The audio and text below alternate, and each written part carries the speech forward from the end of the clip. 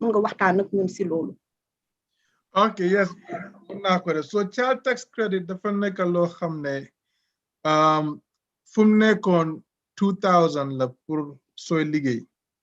So ku nekk dafa miin ne credit la credit boo xam ne dafa duga yow xaalis la pour yow. Some part of it am na part of the child tax credit boo xam ne is not refundable, am na part boo xam ne is refundable. So right now fu mu nekk nii $2,000 la child tax credit bi.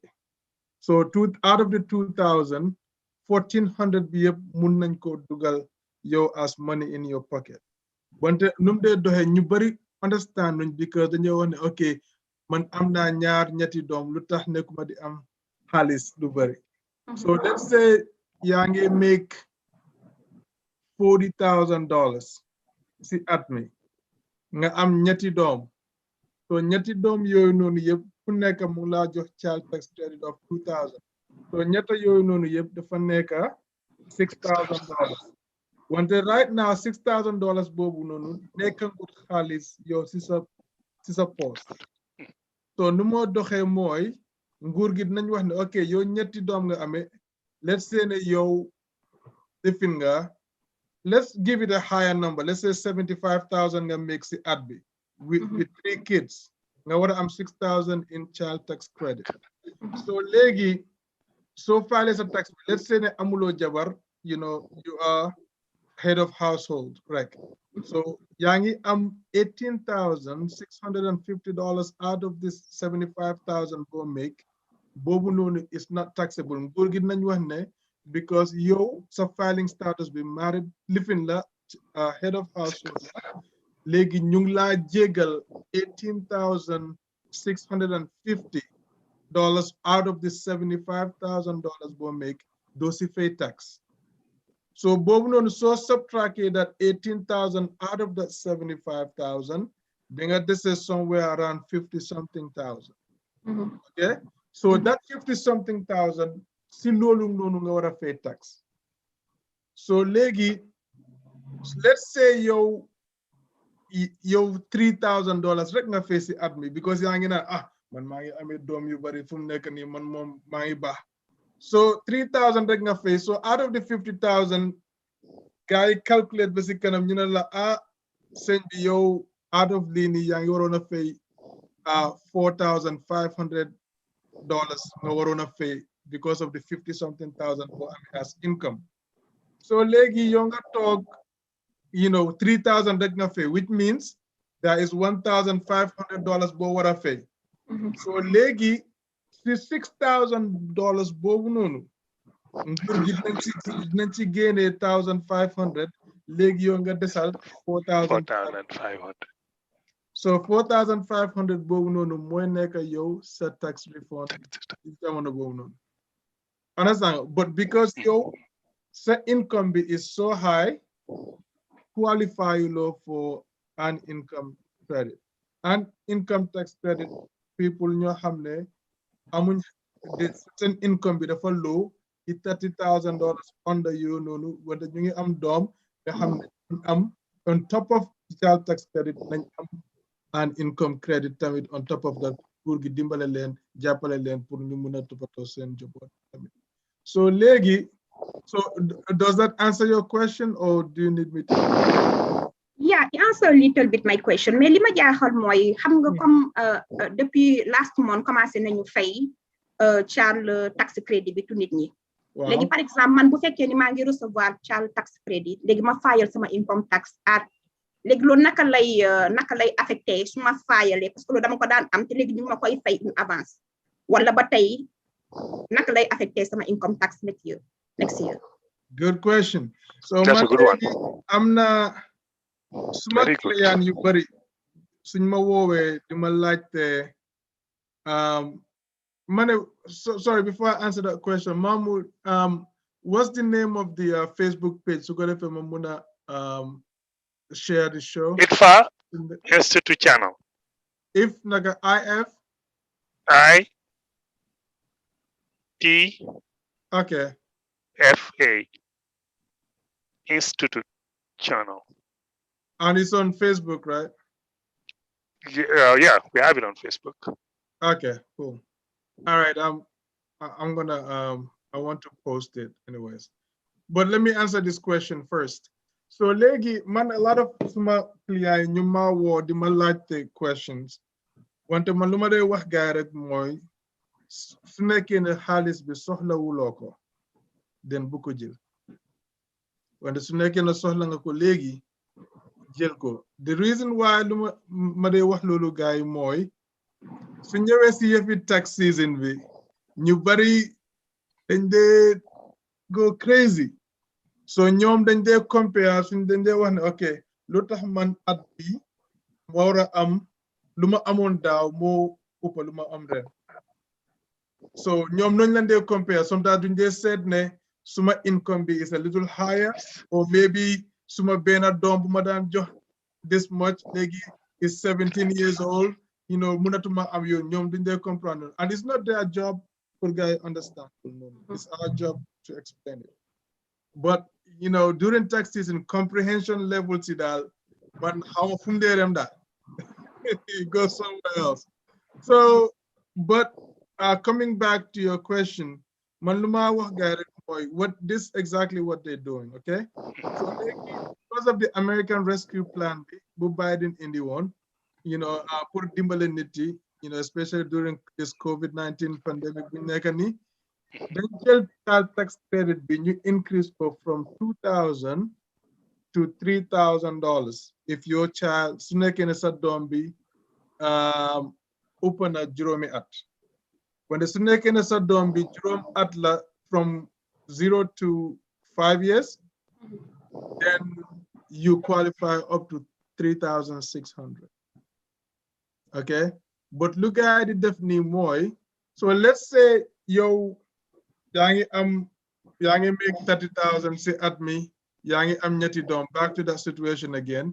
So legi su nekkee ne yow sa dom yep over 5 years, then you qualify for $9,000 in child tax credit. Okay?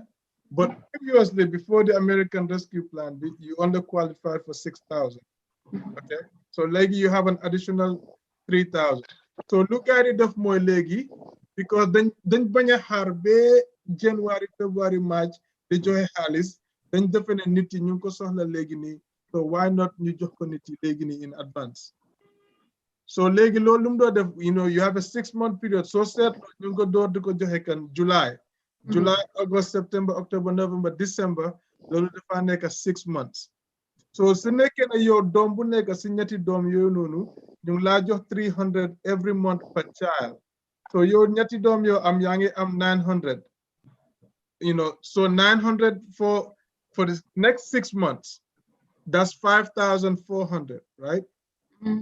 So legi 5,400 out of lower on as child tax credit before 9,000. So lolu dafa melni legi you are only left with $3,600.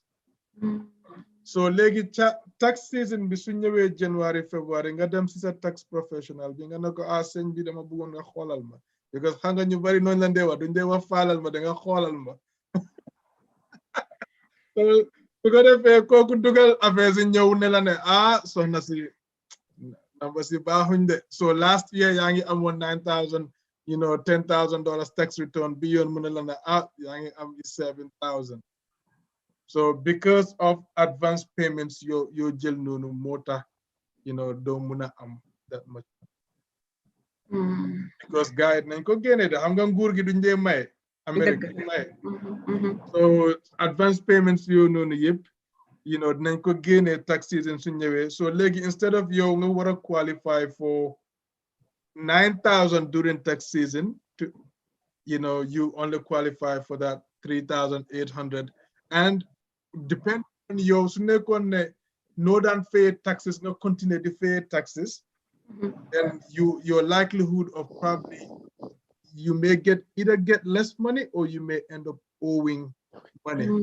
Because am na ñu bari ñu ma xam ñoo xam ne ñoom because they have 3 kids or something, when tax season is here, they barely pay any taxes.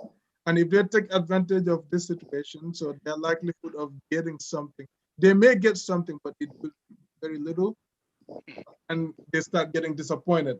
Because a lot of people that I know prefer to get the money in bulk during tax season than getting it in a series of payments, you know, between now to December. Because 900 is a country, sometimes, you know, different finance, you know, America mel known. So wow. So I hope that answers your question. Yeah, kon su fekkee dégg naa li nga wax xam nga ren boo xoolee am na xaalis bu bari bu gouvernement bi maye. Donc yooyu yëpp tam dafa ñëw nekk deduction tax time wala is it taxable? Are they gonna deduct it from our income tax wala? No, they're not deducting excuse me, the advance payments that they're giving Bobla guided deduct. So what I meant is, so let's go back, you know, let me just break it down, yeah? So what I was saying is, during tax season, you qualify with 3 kids, you qualify for, let's just say 1 child. You qualify for $2,000 with 1 child. So if your child is under 5, then you qualify for 3,600. Now, guys, they bump it up from 2,000 to 2,600. If your child is over 5, then you only qualify for 3,000. But legi child tax credit lu daan def mooy daf dee jël xaalis bi mu dugal ko sa poche bi. So legi ñu ngi la ko fay si kanam in the front end. So time tax su jotee, let's say benn doom nga amee ñu ngi la fay 3,000 ba December, loolu 1,800 la. So su nekkee yow 3,000 nga qualify because sa doom is over 5. Legi 1,200 rek nga desa. So time tax, so you only qualify 1,000 that more for them. So your load mean on the during tax season in Nawanyeku. So which means yanko legi wante su nekkoon yow da nga mean the 8,000 tax return next year do nekk 8,000. Yeah. Thank you, Ibrahima. You're welcome.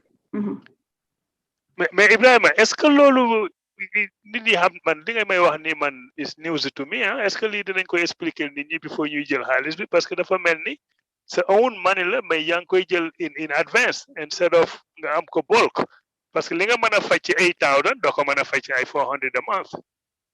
Exactly. So man looloo tax with a lot of people man am na suma client yoo xam ne I just tell them man la hey su nekkee ne da nga soxla xaalis bi yow rek a xam sa situation bu fekkee ne da nga soxla xaalis bi den jëlal boo ko soxlawut nag maybe bàyyi ko daal fii ba tax season because tax season I just don't want to say the word but people go crazy during tax season, like, you know, especially suñ amul luñ bëgg, what they will do is they will come to me, I run the number for them, and you know man leen yow lii nga war a am ñu ne kii ñu bàyyi so ñu dem si keneen kooku def the same thing, and you know in the end they'll come back to me, okay Ibrahima affaire si dugal ko rek baax na, you know, but it is going to happen. Yes. Okay, Ibrahima. That's why they call it an advance payment. They're paying you in advance. You know, that's the word. That's the key word. That's the catchword. Advance payment. Yes. Okay. Well, I send you also the link for the Facebook page on your text message. I saw it. Excellent. Excellent. Yes, I'm sharing it. Yes, go ahead. Excellent, excellent. Well, gars, bon panel bi ubbeeku na ku si am question wala contribution mun nga dugg nga nuyoo rek wax sa xalaat. Donc mu ngi noonu, donc ñu ngi waxtaanee affaire tax and credit restoration. Asalaamaaleykum wa rahmatullah. Waaleykum assalam. Sëñ Ibrahima ñu ngi lay nuyu di la ziar bu baax. Naka fay naa la waaye Cheikh Tidiane. Cheikh Tidiane maa ngi nekk fii Itfa Rhode Island. Rhode Island jërëjëf waay. waaw léegi xam nga pour si continuation question bi nga doon bi ñu la doon laaj léegi rek xam nga comme yaa ngi wax si ni nga leen ni ngay advice da nga leen di wax ni fekkee soxla woo ko. Bon donc léegi ñoom naka lañ koy bañ jëlee quoi su fekkee ni xaalis bi dañ koy send directly si seen account Donc, how they return it or whatever. A very important question as well. So, Legi, IRS then an advanced child tax credit payment portal. Okay. So, Legi, suneke ne nyom amun dañoo said depending on the last taxes you go file ni, you know, sunek hanga sa bank account information bi mung fa, unless you opted to get your tax return by mail. So sa bank account information bi mung fa, so ñoom automatically yow mun nga dem si payment portal bi IRS advanced payment portal bi nga lifin ko nga cancel ne yow bugo xaalis bi. Okay. Yes, that's the only way they'll stop payment. But if you do so, stop with payment be affects it na ñëw sa account bi. But you can. am na ñu bari ñoo xam ne premier payment bi daf leen xala beta daal. xamuñ woon so mu ñëw wante léegi ne su nekkee ne payment boobu daf la beta, you know, mun nga dem foofu noonu nga opt out. So let's say I'm got 3,000 adds out of the 3,000, sorry, 300 adds out of the 3,000 bora so you still have 2,700 pending, you know, during tax season. Correct. Yes. Well, jërëjëf.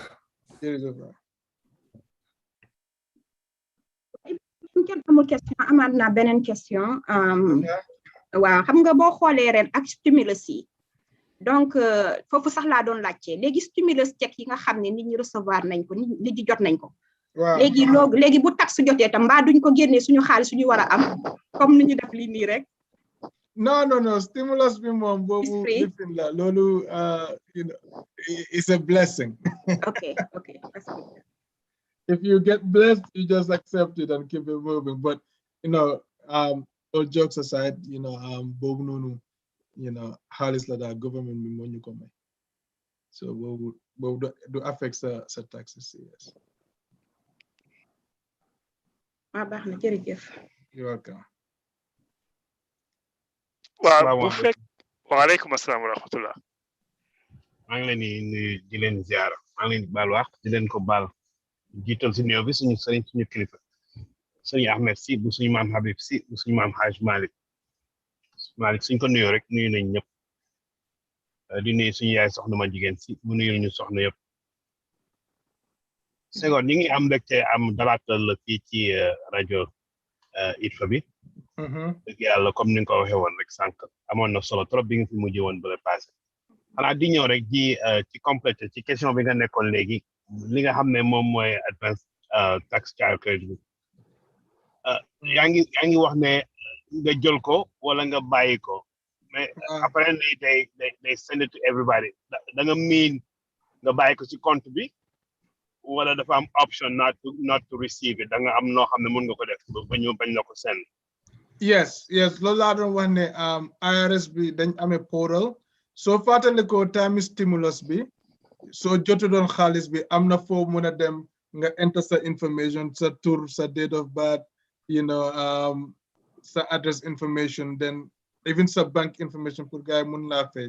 So gi yoon tamit gars yi dañ ubbi a separate portal pour loolu noonu, you know, soo fa demut nga stop payment xaalis bi dina dem dugg sa compte gi wante soo ko stoppé rek then xaalis bi du ñëwaat then ñooñu dinañ la lifin.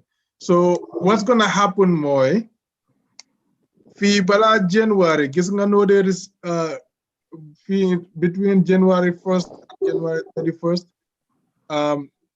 going into February yaa ngi receive sa W-2s from sa employers in the mail.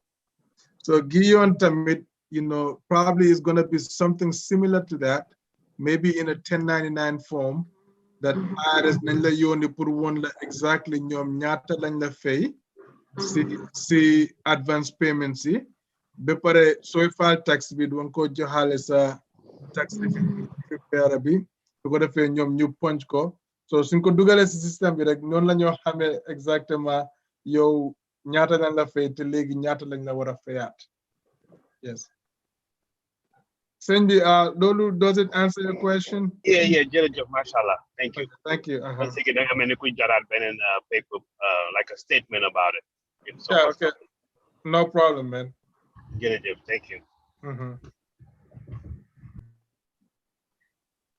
waaw sëñ Ibrahima am na question bu fi wàcc benn mbokki taalibe mooy laajte moom dafa dugal ay kayitam si immigration léegi yàlla def mu am liggéey liggéey bi nag mu ngi war a fayal W4 bi form bi waaw léegi foofu nag day laajte comme moom mu ngi nekk si néegu sëy waaye dafa mook américaine la nekkaloon mais léegi dañu war a divorce ñoom ñaar mu ngi takk sénégalaise nekk ak moom doom waaw muy laajte nag ndax mun na fi muy def application bi si liggéey bi nga xam ne jël nañ ko déclarer fa doomam jooju wala dafa war a keep filing ak américaine bi nga xamante ni si lépp if everything works out in 3 months war nañu final seen divorce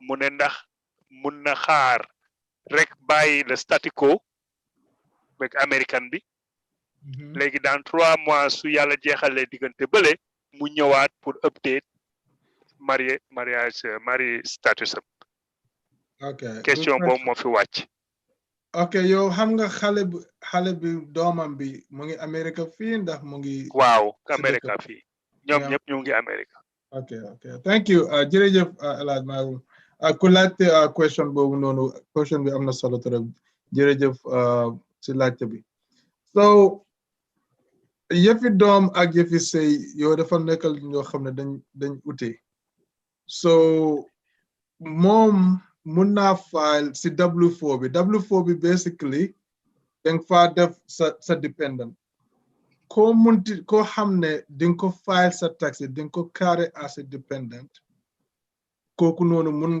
nga koo add foofu noonu donte turam sax du fa nekk danga faa def number si rek ne ok maa ngi claim kii nii understand so léegi loolu amul dara pour def ak jigéen wante léegi mu ngi sëy already so dafa def ne he's married but also am na an additional dependent doom mooy xale bi wante I've also seen cases yoo xam ne nit yi dañ dee make mistakes nañ am doom wante xam na ne ñoom seen boppa at the end of this filing season during tax time duñ file xale bi wante ñu ngi bañ pour nguur gi tax leen moo ñu dem def foofu ne am nañ benn ñaar ñetti doom because the higher the numbers yoo fa def the less government tax la but taxes dafa nekk loo xam ne dinga ko fay in the front end or you pay in the back end. You cannot escape it.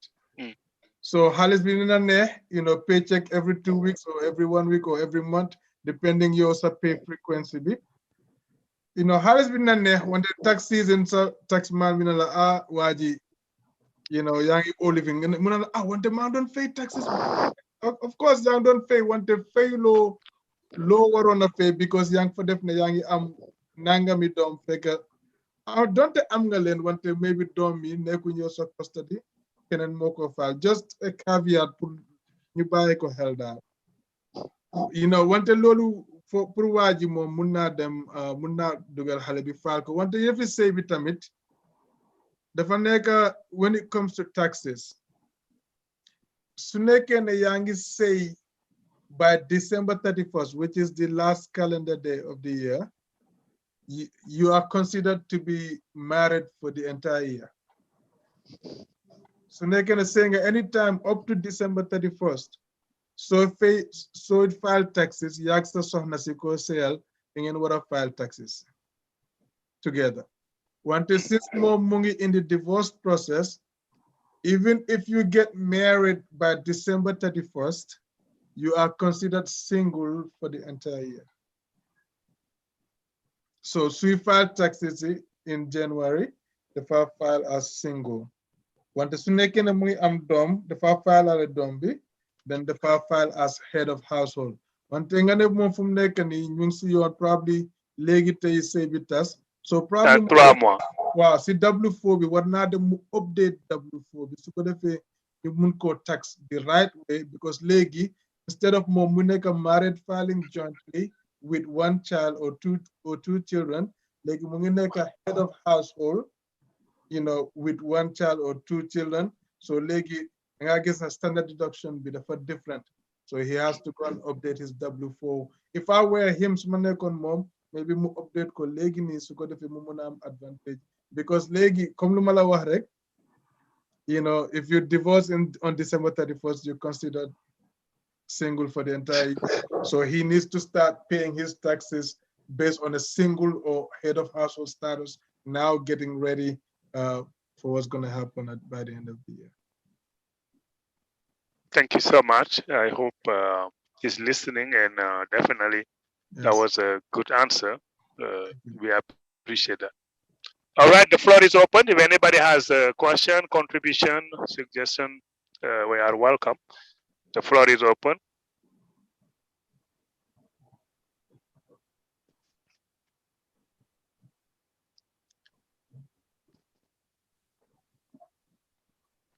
I see somebody said, Assalamu alaikum family. How does taxes forgiveness work for an institutional contractor if exists? Is there a time limit to request taxes if you can prove how you use your income, charity, etc.?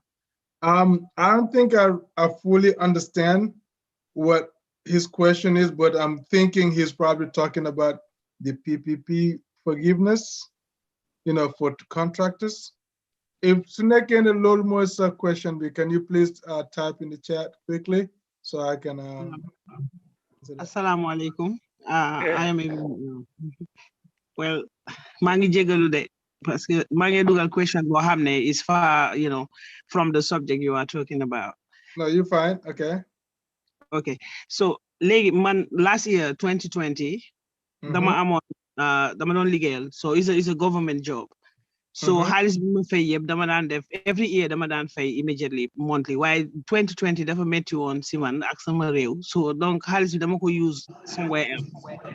Léegi nag tax bi ñëw bari si man. It's too much. So léegi man ak IRS ñu nekk di ñu ngi ci xuloo bu metti nag ñu ma binda may bindaat. So dama bindoon pour request tax forgiveness. Ndax loolu loi la dafa am wala amut wala by force buñ ma chargé dara dama am pour fay ko by force ndax am na right pour request ñu reduce ko due to situational, you know, circumstances or others. Yeah, so, question. Okay, thank you for that question. In your case, you need to go and talk to a tax person, the people that are called enrolled agents, a tax EA. So enrolled agents, let's say your IRS, you know, he or she can negotiate for you with the IRS on your behalf. Okay, even if it gets to the court level, for instance, they have that representation rights. They can go up to court and represent you. So there is a forgiveness program. When the IRS, the way it works is that, okay, Madam C, this is the amount that you owe, pay us back. So they are counting on your ignorance for you, okay? So they want you to pay. They're not going to tell you what you need to do to avoid that situation. But there are programs out there that you can apply for. You go online and Google Irs Tax Forgiveness, you know, and then there are forms to fill out, but you have to make them an offer. So let's say you owe $20,000, for instance, you have to make them an offer, and it's at their own discretion for okay, this is the amount we are going to forgive. For instance, let's say if you owe 20K, okay, I will pay, you know, this is all I have. I only have $6,000. Okay, I'll put in $6,000. So that $6,000 is a payment, is up to the IRS to say, okay, out of this 6,000, you know, maybe we will accept it, or okay, we'll accept 1,000 out of that. Okay. So then legi at that point, you accept 6,000, then now you owe a balance of 4,000, and that 4,000 they can work on a payment arrangement with you, pay the rest. Does that answer your question? You're welcome. Ndax amulo kenn ko xam within Maryland fini Montgomery County ko xamne I can contact him to work with him on that because I owe about 15,000 and I'm preparing to pay them up to 5,000 if possible. Why pare mo pour jox len 15,000. I understand. So I'll give out my number by the end of the night. So Okay. I don't know someone in Montgomery County, but I know someone in New York. She is an African American EA. She's very good at what she does. You know, I'll add her contact information and she'll be able to help you. Sure, alhamdulillah. Thank you so much. Maa ngi jégalu de. No, That's Ebrima, I will add to that. Soxna si li nga fi nga ko dégg noonu la na nga persister nga wax ak IRS le fo mais nag comme ni mu la ko waxee noonu demal si website bi nga play with the numbers. You can see the answer before nga koy submit. Nga keep trying and trying. It will give you the result. Unfortunately, in some cases, dina hard for you to fall in there, but it's possible because budget numbers yam nga def ko zero out if it is true and you can prove it, then mun nga sa affaire bi dina jàll quoi. Léegi yow boo fekkee ne woote nga bay wax ak ñoom na nga leen déglu ñu nga wax sa suki après ñoom dinañ ñëw contre kii ak noonu. Léegi bu ngeen demee ne bay war a move to the next level nga war a commit to a payment nga ne laaj ne waa léegi yow ñaata nga si mën a wàññi. How much can you take off this? Because this is too much for me to pay. I don't have the money.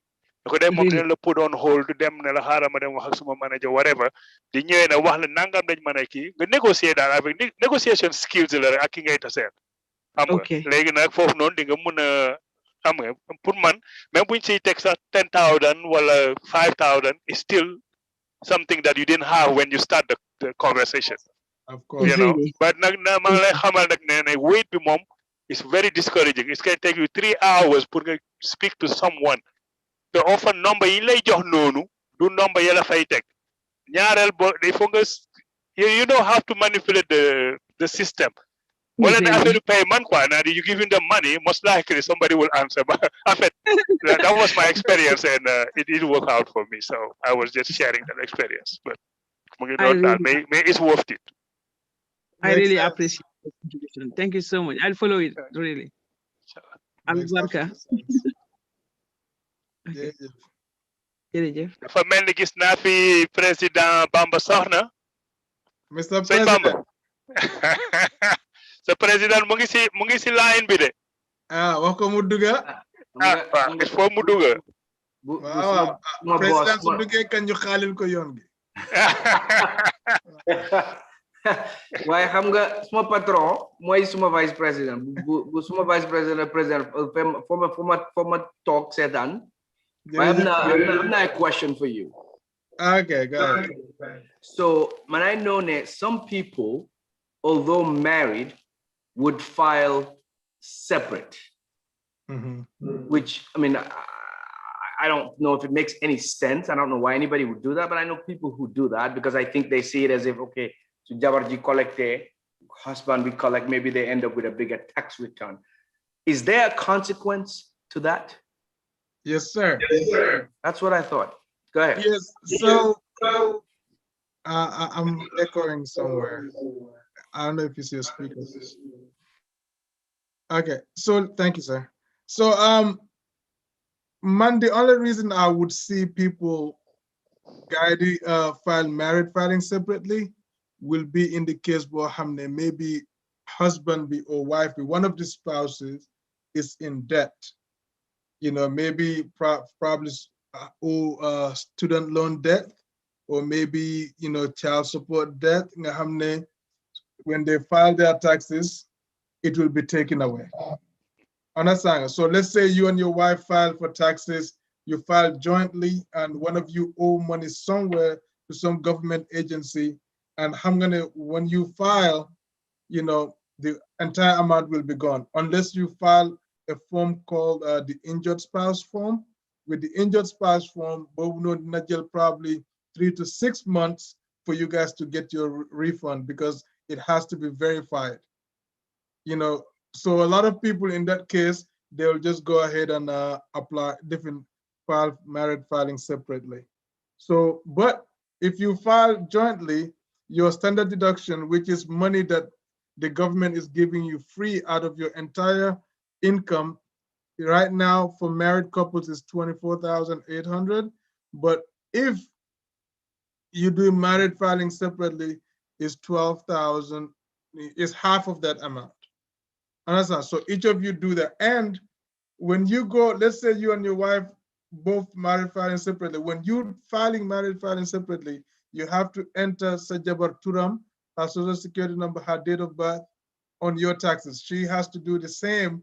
And at the same time, when you do that, let's say you are the first to file your taxes and you chose to itemize your taxes at that point.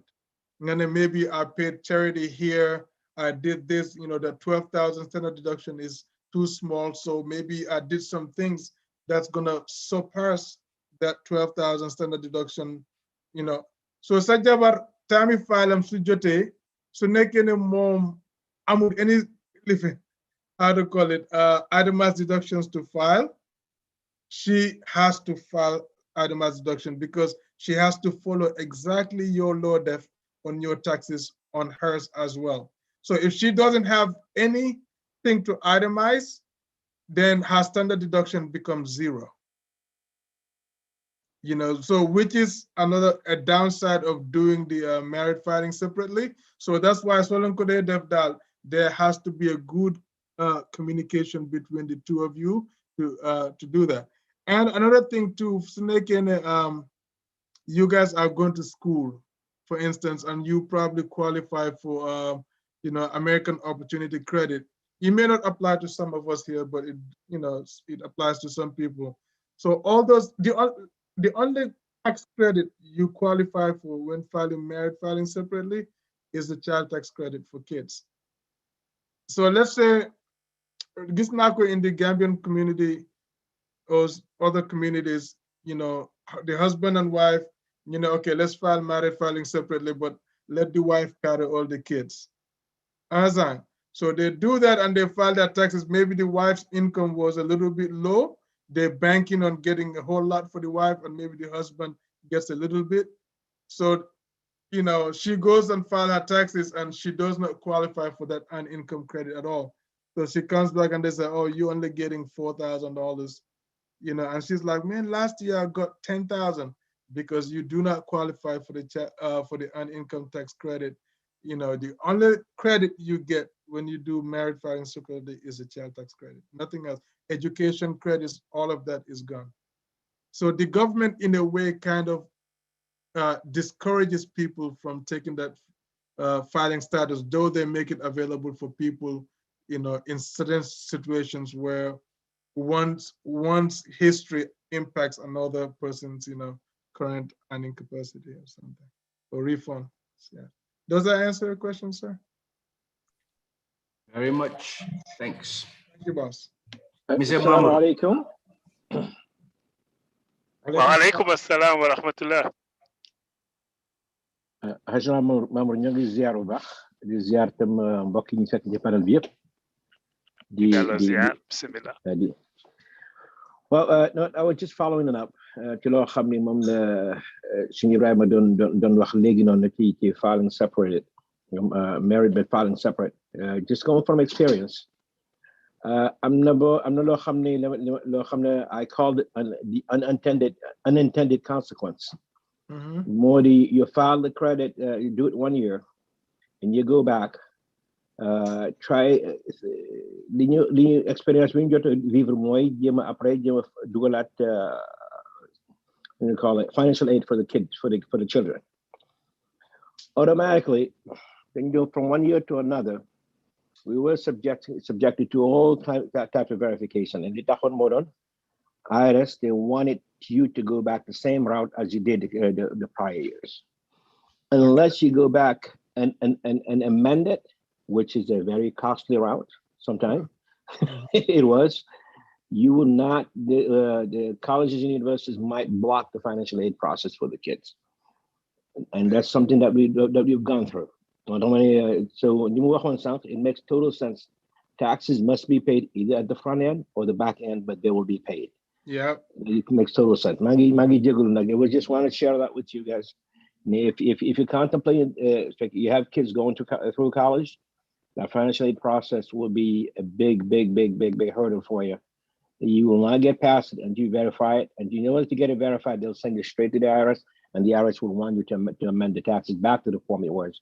Because once you file joint, married filing joint, that's it. You're done. You got to live with it. Assalamu alaikum.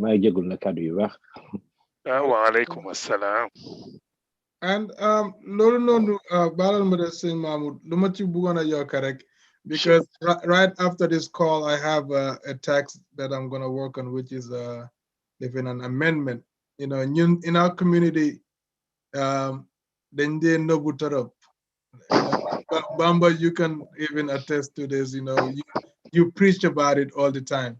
So then I guess jekarak jabar you say ñom ñaar di nobuwante as if they're in a competition.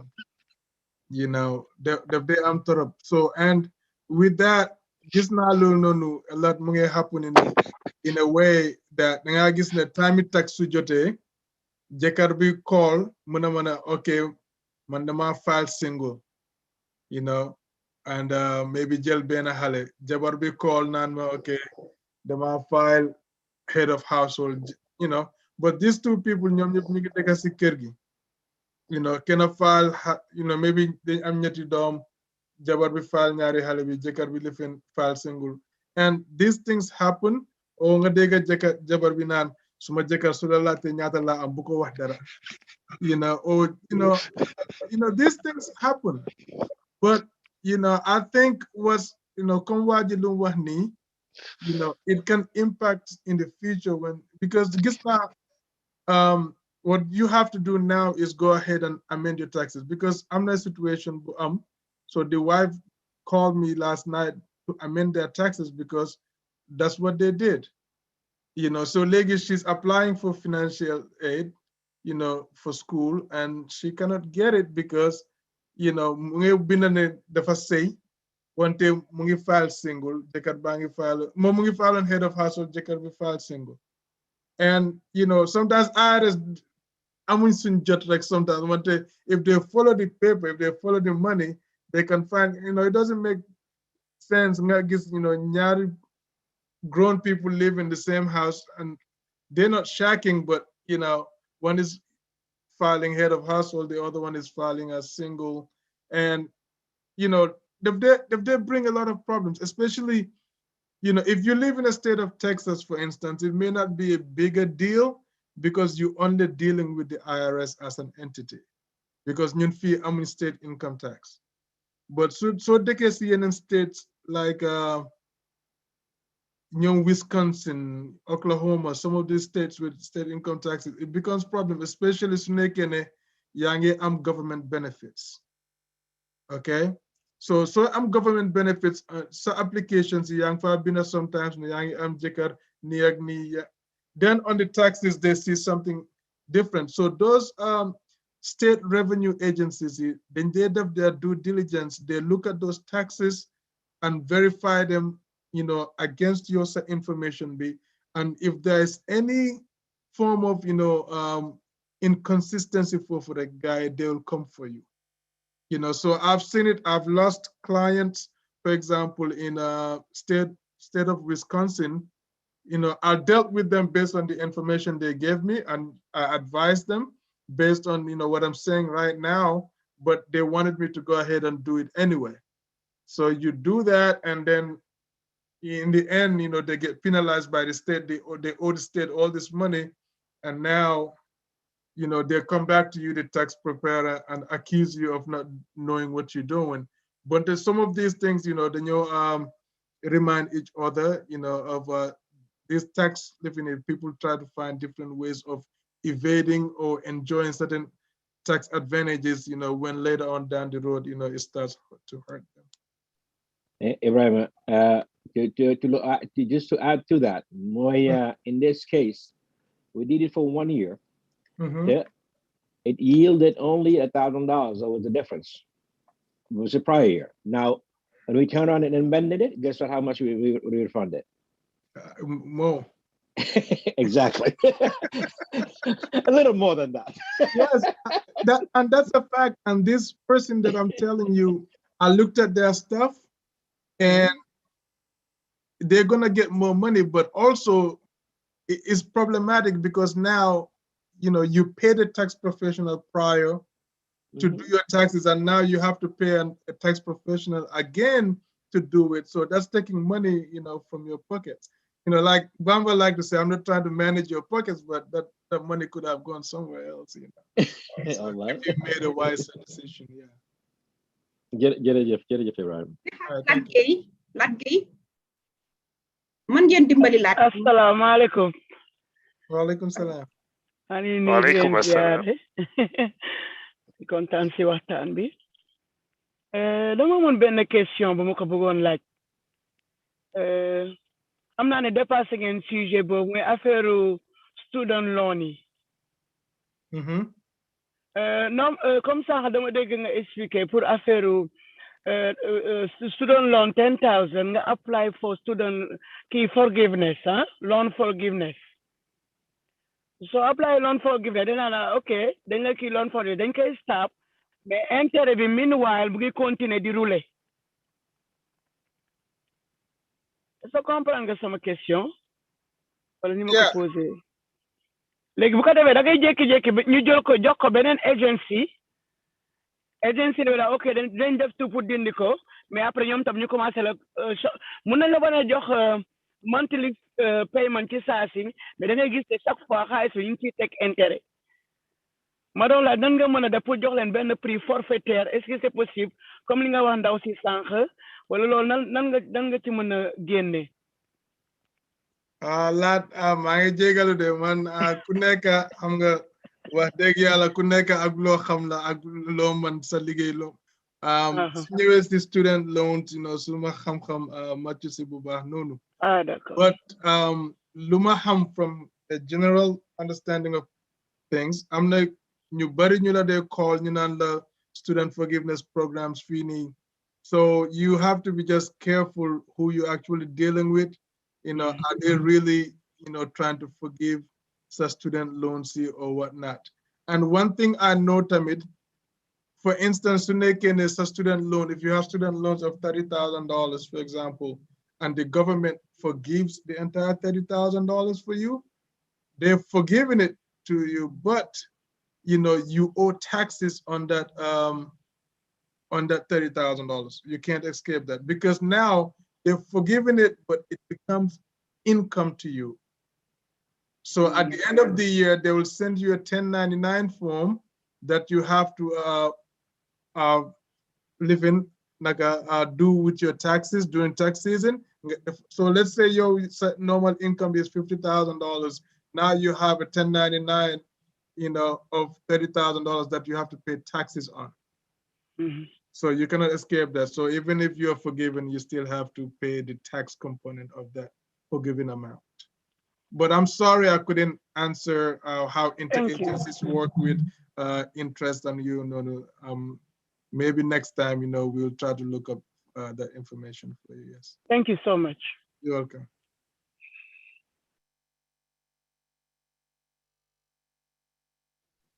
Ibrahima, man am naa beneen question. Par exemple, bu fekkee ni for instance man damay liggéey am naa sama income, mais ma am aussi ma ubbi sama business en même temps.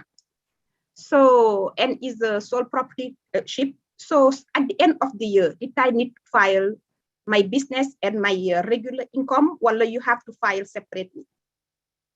So sole proprietorship is a type of business organization, but hamne is yola. So it's connected to you. You cannot separate the business entity from yourself.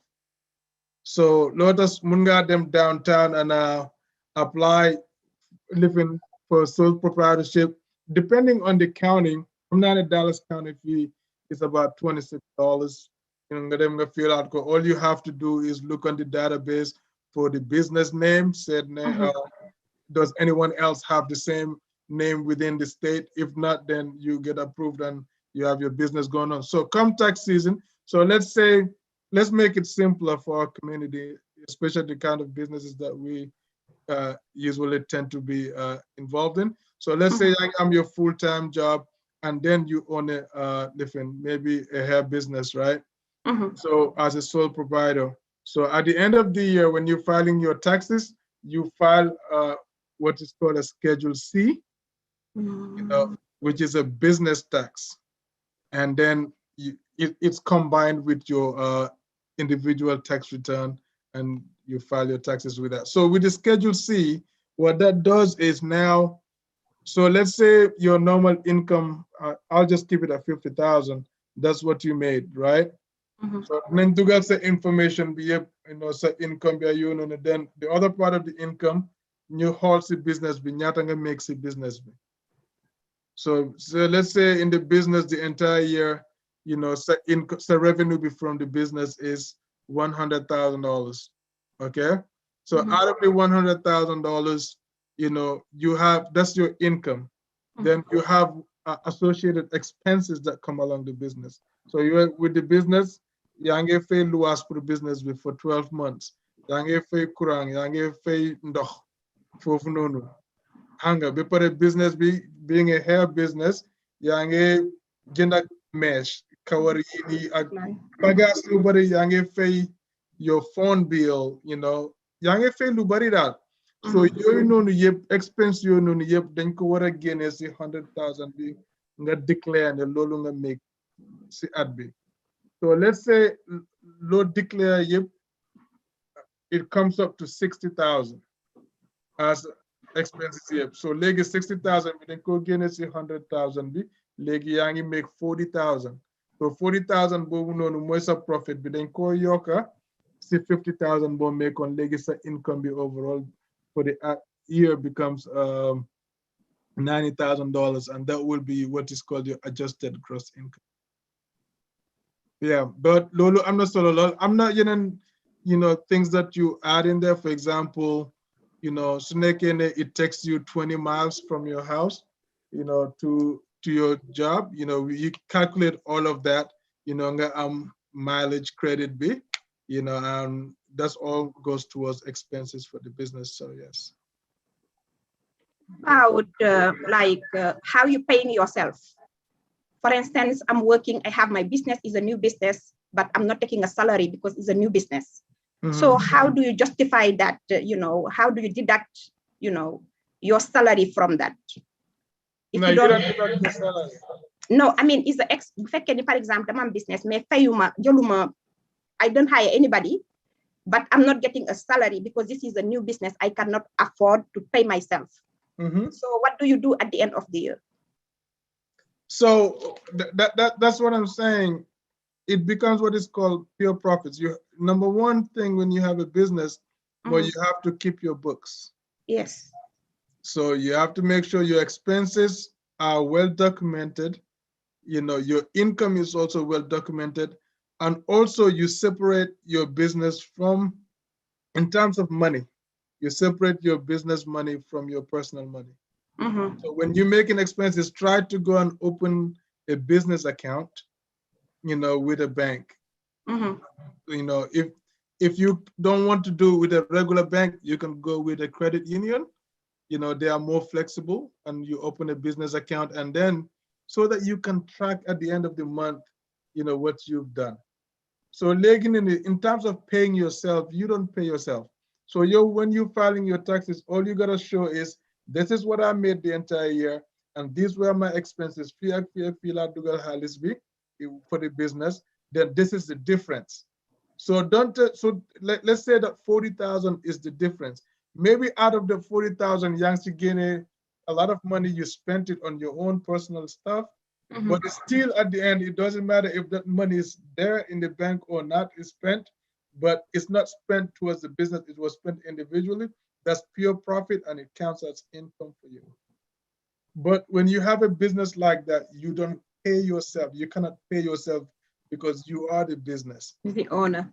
Yeah, but another thing that you can do is, so let's say, you know, maybe, you know, we have a lot of people watching, maybe somebody here may have like a hair salon, and I'm using a hair salon business because that's the most familiar business in our community, right?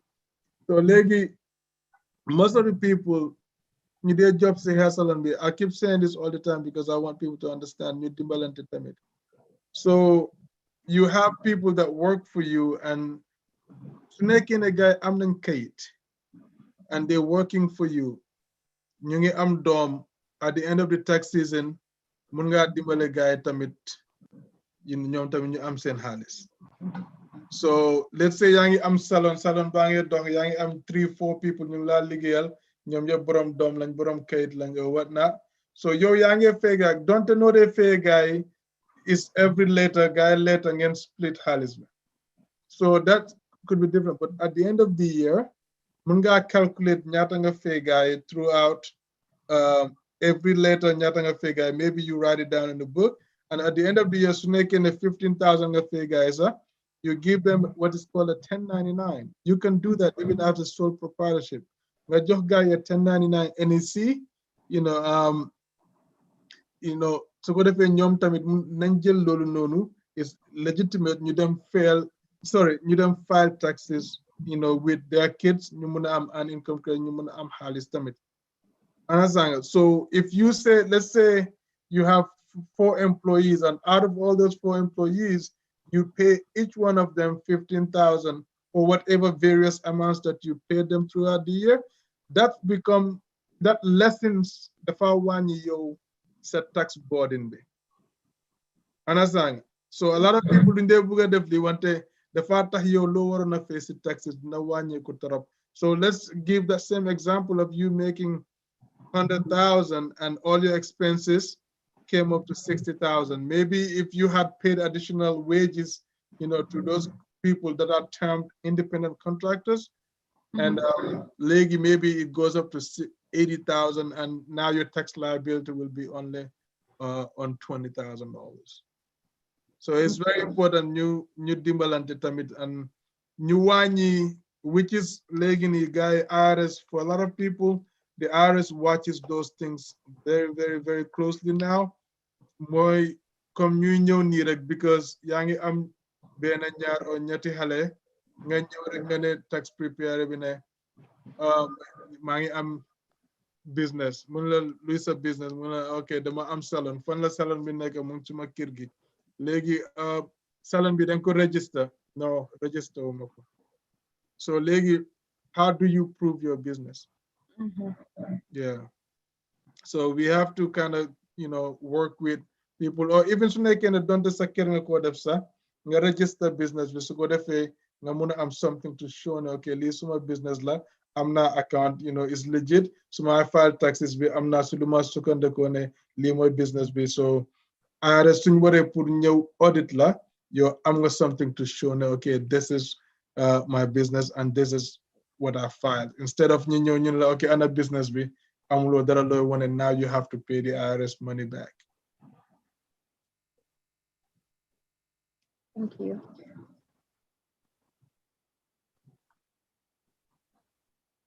Okay, I'm still here. All righty. Thank you so much. That very interesting and very enlightening. We appreciate this type of questions and answers. Donc, floor bi mu ngi ubbeeku. Donc, ku ci am question, contribution, the floor is open. Ngeen andi seen question yi wala seen contribution.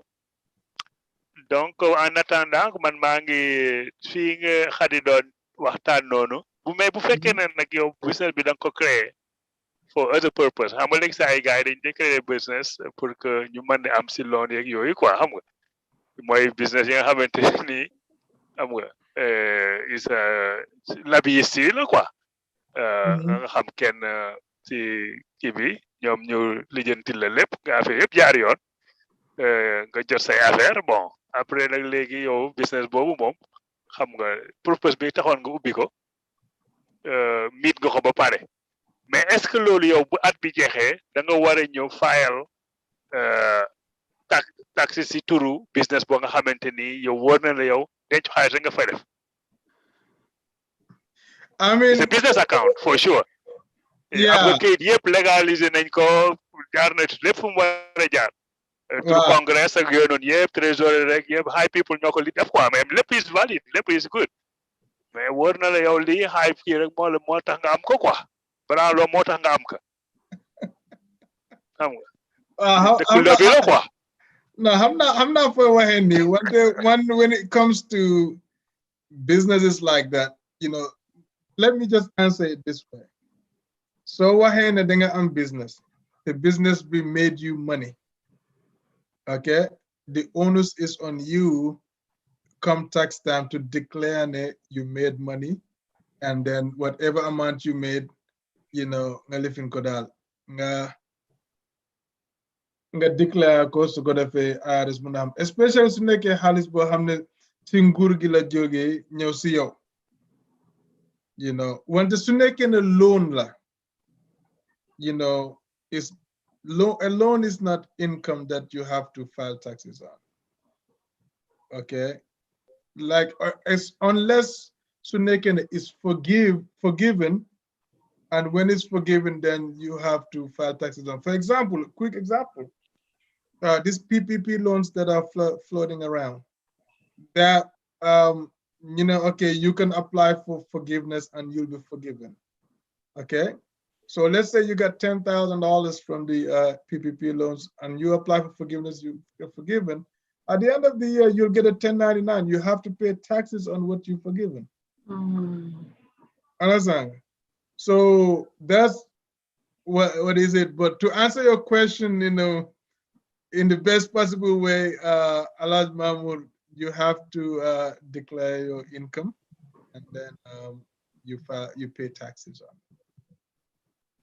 If it is income, because hunger income differ different. Okay, that you have what is called earned income, and then you have unearned income to it. So people have to kind of understand those things. And for instance, during tax season, we passing me. So some people, you know, were getting some of these credits, you know, from the government. They were getting money from the government, like unemployment. So when they had those unemployment before the forgiveness came, for instance, I've seen people, you know, have the January, February, March, April and of 2020, and they lost their jobs to almost the entire year, and they had unemployment throughout the rest of the year. So those same people, then I guess that when we filed their taxes, for instance, they made 20,000 in total, but the 2,000 was made during those first 3 months, and the rest of it came in as living unemployment income. So legi, when the tax season came and you filed their taxes, if they're used to having $8,000 because they have a few kids, they're not getting that anymore. And they were like, why am I not getting my money? Because last year I got 8,000 or 9,000, and this time around the system is saying I'm getting $2,000 back.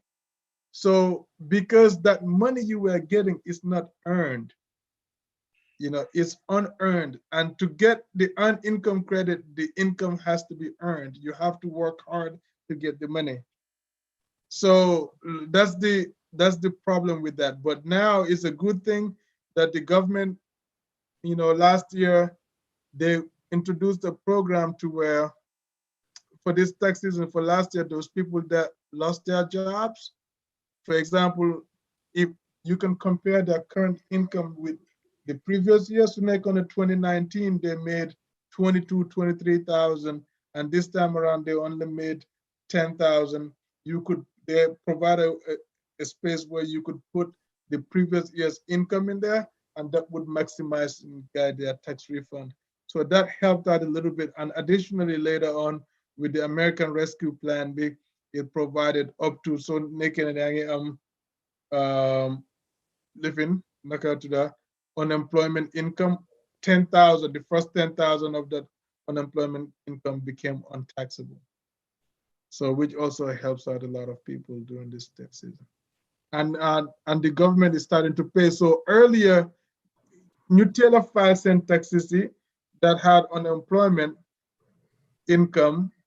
So right now the government is starting to send them money in their account. So mun nga jog anytime at after tomorrow the 13th mun nga jog rek nga gis xaalis sa account bi from the IRS if you had unemployment before they made those changes, because they're paying you that extra that you paid in taxes that you shouldn't have paid in taxes. They're returning it back to you. So unemployment is considered unearned money? Yes, it's unearned. You did not work for it. Oh, okay. Thank you. Yes. Assalamu alaikum. Wa alaikum assalam. Haj Mamour ñu ngi ziar soxna Khady. Jërëjëf. Ñu ngi nuyu bu baax sëñ Ibrahima. Ñu ngi leen di ziar bu baax a baax di ndokkale ñëpp macha allah. Ziar sëñ bi bu baax ziar soxna ma ji bu baax a baax a baax. Waaye xam naa balaa may dugal question bi ma am damay bàyyi dafa mel ni soxna Yacine Sey soxna Khady mu ngi ci line bi. Waa ñu bàyyi ko mu daal di participer tuuti après incha allah ñu laaj Haj Ibrahima question bi ñu am pour moom. Jërëjëf madame merci. Yacine. Waaw salaamaaleykum wa rahmatullah na ngeen def mbaa na ngi ci jàmm. maa ngi leen di ziar yéen ñëpp. Dama bëggoon def benn contribution man maa ngi tudd Yacine maa ngi fi Atlanta la nekk. I'm a certified public accountant, mais dama specialized ci corporate and LLCs, taxes and accounting. Mais dama am benn experience ci sunu mbokk yi parfois I do taxes for individual also. Mais dama am benn experience benn ndaw su ñëw ne ma man duma mën a file married ak sama jëkkër parce que ñun sëyuñu man tam te ñu ngi jóge Sénégal. But they're married in Senegal legally. Léegi ma bëggoon ko wax ni ko IRS does recognize marriage outside of the country. So su fekkente ni ki yow am nga sa këyit Sénégal wala Gambie ngeen marié wu, it does, you can file married joint. Te loolu you do get the benefit of all of the joint tax credits and the tax deductions. Correct. So loolu laa bëggoon na clarify yow yaa ci gën a kii moo tax ma bëggoon ko confirmer ak yow, but we did talk to the IRS and she was just like, oh yeah, it is recognized, so soxlawul ngeen di file separate because marié wu leen fii ci États-Unis.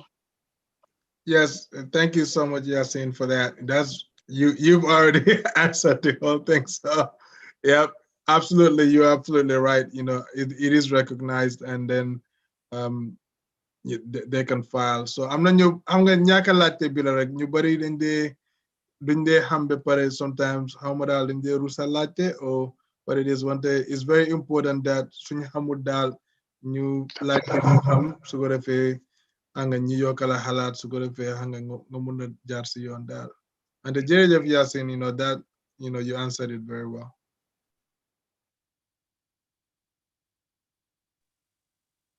Okay, xam naa soxna Madu. Salaamaaleykum maa ngi ziar bu baax jërëjëf Haj Mamour jërëjëf Haj Ibrahima. Ok ñu ngi dellu ziaraat bu baax a baax man nag xam naa plutôt sama question dafay nekk ci damay swift tuuti dem ci côté credit restoration xam naa laa koy laaj. Lan mooy waaw xam naa incha allah bu fekkee mën nañu leeralal lan mooy credit repair ak credit restoration.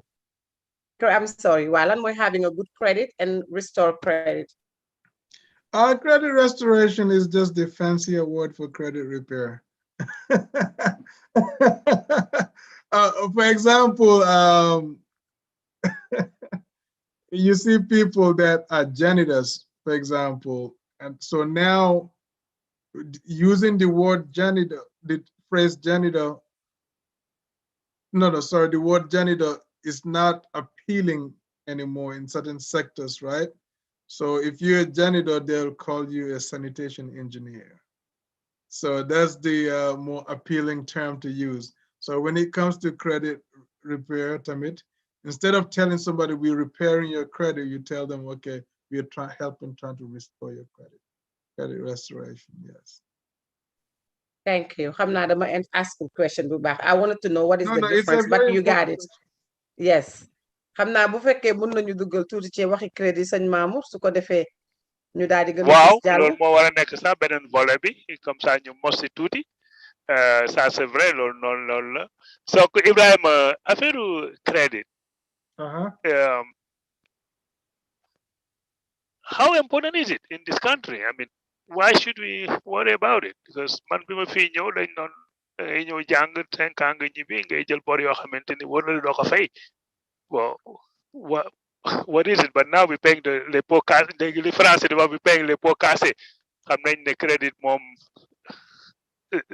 ëpp naa fooye daal. Lan nga ban jàngat nga ñu mën a jox si crédit daal. So credit, dafa nekk something very, very, very important. And in the sense that if I'm dealing with you, Alhaji Mamour, xamuloma musuloma gis, lo gis si man rek moy luma binda si kayit ne ki moy man. So the importance of credit is so rone man suma credit bi. Lolu ne la wax ne ndax man am I trustworthy? Can you trust me with your money if you're the lender?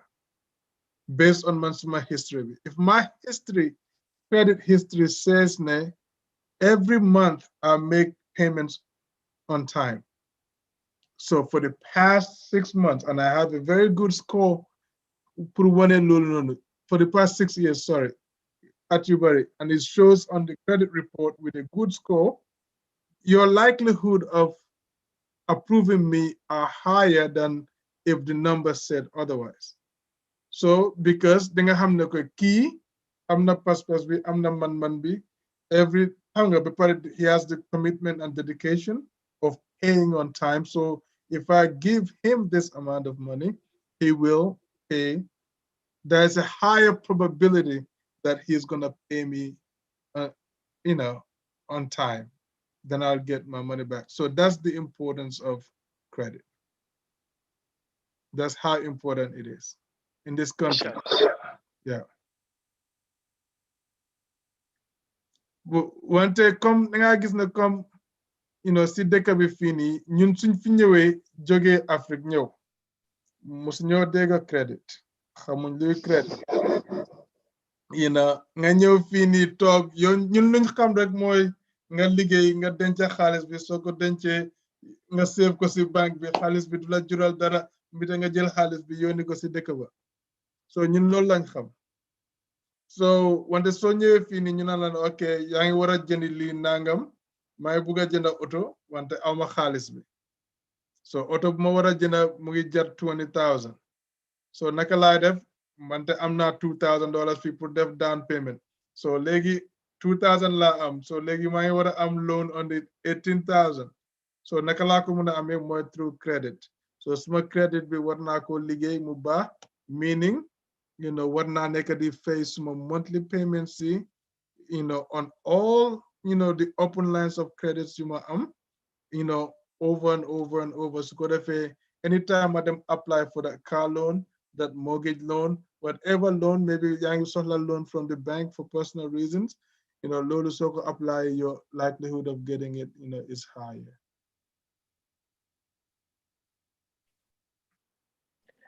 Cheikh Ibrahima man la Umar maa ngi jégaluwaat encore xanaa kay yokk ci xam naa ne non seulement the likelihood is getting higher but between two people li may wax bis bu nekk you paying for money you don't have to pay for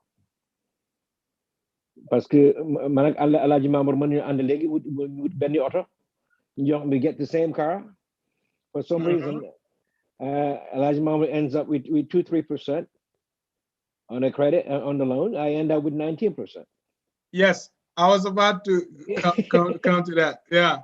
So a lot of mun got them to places okay, we'll give you a car regardless of your credit, his credit. So if my credit is very low and Alaaji Mamour's credit is excellent, suñ demee ñun ñaar yëpp nañ ñëw ak suñ moto bi de ku nekk su nekkee Benz lañ bugga ñun ñëpp nañ ñëw ak Benz wante Alaaji Mamour soo ko seetloo si month bi probably moom mu ngi fay $400 man maa ngi fay $600 so I'm paying because léegi guys interest rate bu ma gaay jox interest rate bi dafa bari torop so maa ngi fay xaalis bu bari for the month because my credit is poor. So at the end of the year, at the end of the entire loan, di nga gis ne, for example, su nekkoon ne moto baa ngi jar 20,000, maybe I have paid $35,000, almost twice the amount of the car because of my credit.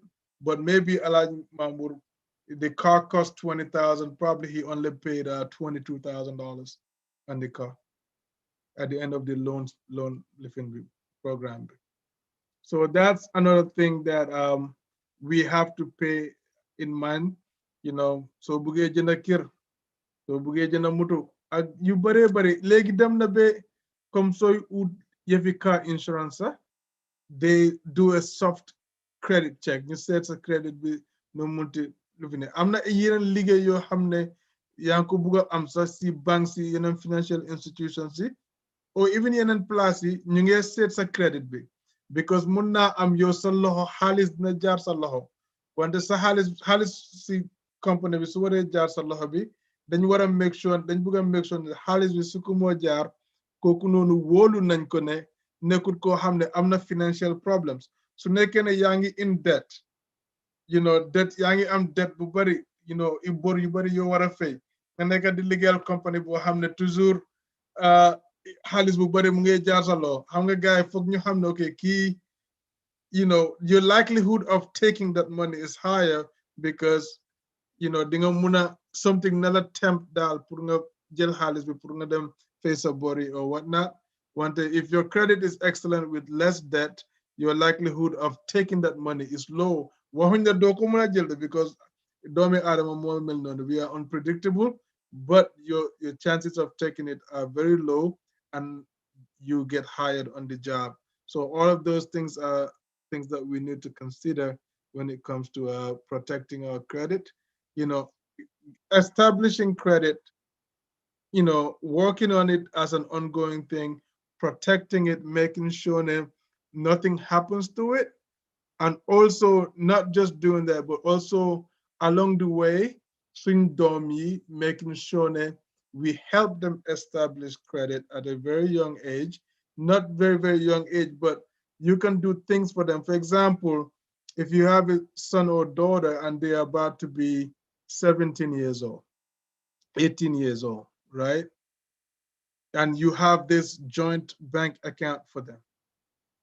You know, you as the parent, if you have credit cards and you are excellent in paying your credit cards on time, you can start, you know, nga dimbale sa doom bi mom tamit mu build credit during that time. Don't mun nga ko bañ a wax sax ne, you know, am nga credit card. Come what that, you know, come nga dem dugal ko like as what is called living unauthorized living. Huh? You say something? User. Yeah. User, authorized okay, user. That's what you were saying. Yes, authorized user. Yes. So you add them as an authorized user. So then I guess that let's say that credit card Yanko Ami one for the past 5 years, and you have excellent payment history on it. So then I guess that by the time he or she turns 19, 20, you know, Yanko adds the card, you know, you know, Mangla adds the card. Mom should be at the age of 20 and something happens and she decides to say, oh, mommy, you know, I think I need to buy a car. I need a car now to be going to work. And I go, okay, just go and apply. No, but my credit is not good or whatnot. And I go, just go. You know, she goes and apply for something and she gets it right away. Why? Because you've helped establish credit for them. Because whenever all of that credit payments that you make, monthly payments, are also reflect mom see credit history. Yo yange defar sa boss ngi ba wante yang ko dimbale mom tamit as sa dom mom tamit mu develop credit as time goes on. So su nekkee ne am nga 3-4 credit cards and they're all ñoom ñëpp a si good standing, mun nga ko add si boobu noonu mom tamit. So let's say your credit cards you noonu yëpp average credit amount be $10,000 la. Nga am sa dom bi moom mu am 20 years 21 years bu bëgg a apply credit card when she applies do am it $300 $400 credit limit yooyu noonu de comme first time na am an amount equal to that one of the cards or higher which helps them out because you as yaayam or papam definitely intelligence nga dimbale ko moom mu develop credit am at a very early age which is good if not so defut loolu noonu ñoom suñ waree dem ba gaay maaga war a defar seen credit on their own nga gis ne sometimes daf dee difficult ñu dem apply for a Capital One credit card ñu ngi leen a jox 300 400 so dafa jël time pour gaay di build seen credit so the overall the moral of the story fii rek mooy let's do buñ allow suñ doom yi to go through what we went through because we did not know so but now that we know better we try to help them to not go through some of the miseries that we went through there. Yes. What's better, to add him as a user on the longest the card with the longest tenure, with the higher the one with the higher credit limit? So I said the mixture on how you want to do it. For instance, your kid is 17, 18, right? You can add them. So let's say you even have a new card and it's a high credit limit. Munga add guy because they don't have an immediate need for it right now. So as the years go by, 2-3 years down the road, you let them know that okay, that this is available to you. So once they start to apply for something, then at that point in time, the history is already built. But you don't want to go way far back. Like, for example, if they're just 17 and you add them on a card that is 10 years old, it's not realistic because it's showing that they've been having, a credit card since, 7 years old or something. So it's not realistic. But something around their age, like I would do it between 2 to 3 years, of their age range, then, they start building it from there going forward. Yeah, that makes sense. Yeah. I'm not solo. Jërëjëf vraiment lañ fi tàbbeegum am na solo lool ñu ngi fi waxtaanu xam-xam defaraat crédit loolu am na solo lool donc floor baa ngi ubbeeku ku am question contribution mun nga dugg nga joxe sa xalaat. Right, Ebrima. Yes. Léegi, what is the best way to boost your credit? Parce que xam nañ ni procédure bi nekkul lu yomb. Naka nga mën a def ba sa crédit mën a yokku?